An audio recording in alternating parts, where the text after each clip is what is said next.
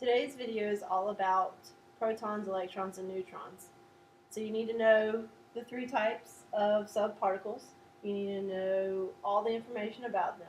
Plus, you should be able to tell me the number of electrons, protons, and neutrons inside of an atom based on given information. So first, let's start with the details here. You've got to know their symbols, charge, relative mass, and actual mass. So the symbols are based on their spelling plus their charge. So an electron symbol is E negative. Proton is P plus. Neutron is N0. The electron has a negative in its symbol because electrons are negative. Protons start with the letter P.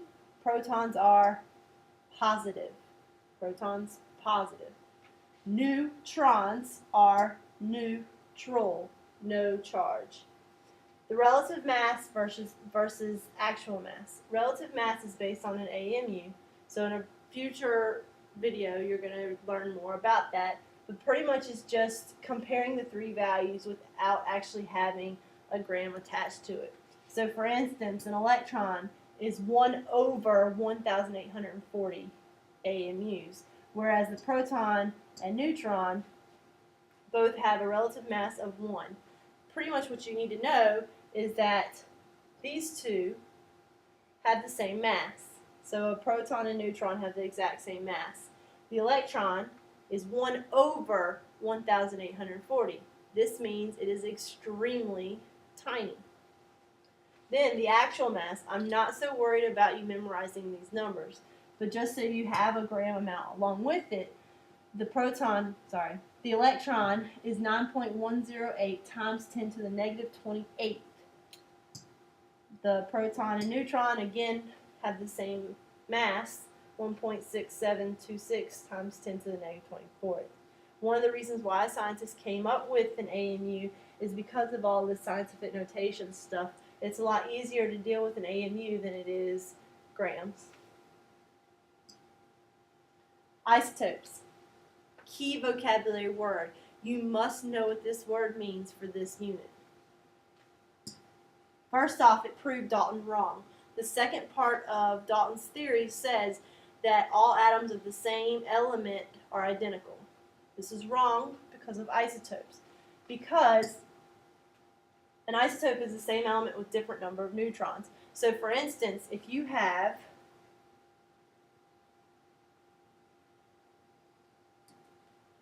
carbon 14 and carbon 12. They're both carbon, so therefore they're the same element.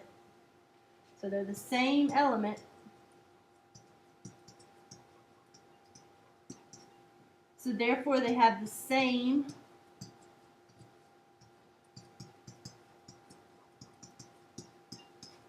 atomic number. And they also have the same number of protons.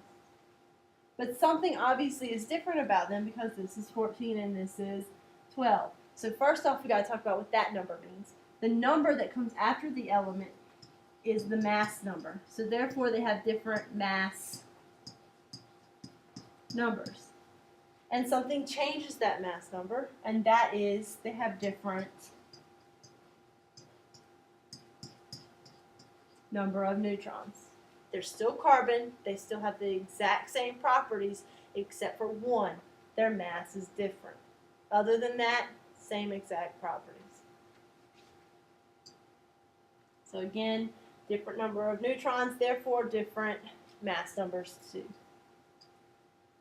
Now, these are two ways that you can write the symbol for an isotope. You've got to know both of them.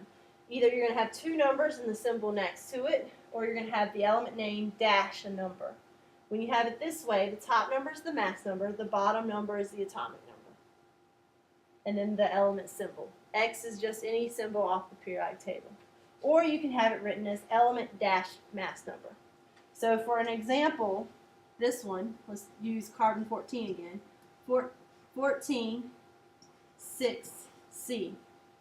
14 being the mass number, 6 being the atomic number, C standing for carbon. If you write it this way, it's going to be carbon dash 14. Again, this is the mass number. Counting the pieces. This is the main objective today on this one little slide. You've got to know 4 equations or formulas that are going to help you determine the number of protons, neutrons, and electrons in an atom. First, you've got to know the atomic number, based on the symbols that we just went over, is the same as the number of protons. So for carbon, for instance, has atomic number of 6, so therefore it has 6 protons.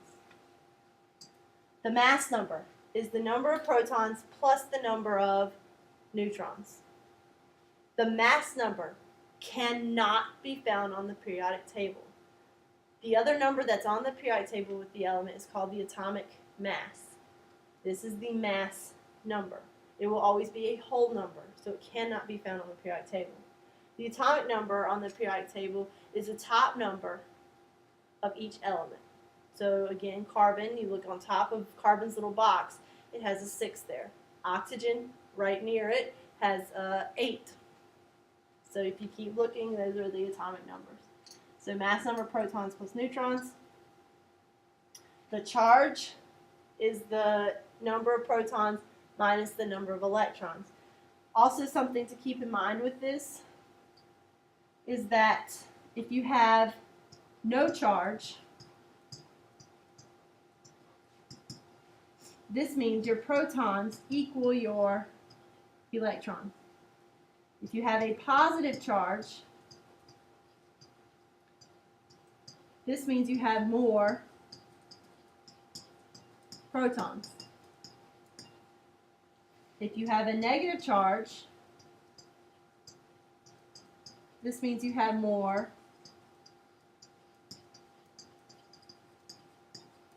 electrons. A lot of times students have trouble with this equation because they're not quite sure what to do with it. So this is the thing that you've got to remember about it. No charge, protons equal electrons. Positive, protons, negative, more electrons. Then the last equation or formula that you need to know is the neutrons. To find the number of neutrons, you simply do mass number minus atomic number.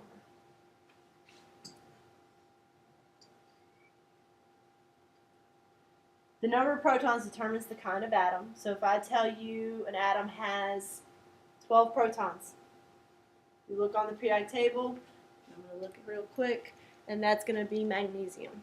Again, the atomic number is the number of protons, so you get Mg.